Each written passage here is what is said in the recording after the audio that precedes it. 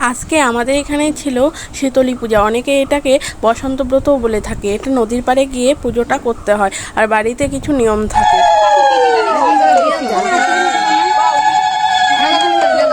বাড়িতে যতগুলো মানুষ ততগুলো মাটির চাকা আর গরু ছাগল যা কিছু থাকে ওই হিসাবে এখানে মাটির চাকা দিতে হয়। তো প্রথমে সবাই এখানে মাটির চাকাগুলো দিয়ে দিচ্ছে আর কলা গাছও সাথে দিতে হয়। এগুলো সব কিছু নিয়ে নদীর পাড়ে যাওয়া হবে। এখানে যে যে পুজো করবে সবাই বাড়ি থেকে কুলো নিয়ে এসেছে। এখন যার যার যতগুলো কলা গাছ সবগুলো তাদের নিজেদের কুলোর উপরে উঠিয়ে নিয়েছে আর এখানে ঠেলা দিয়ে যাওয়া হবে নদীর পাড়ে। আমাদের বাড়ি থেকে নদীর পাড়টা একটু দূরে।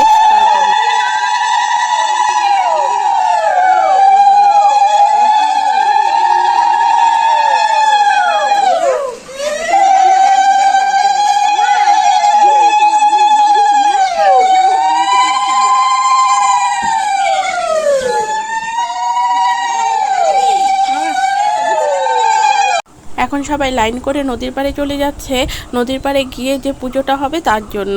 আর তোমাদেরকে নেক্সট ব্লগে দেখাবো নদীর পাড়ে ঠিক কেমন করে কি পুজো হয়।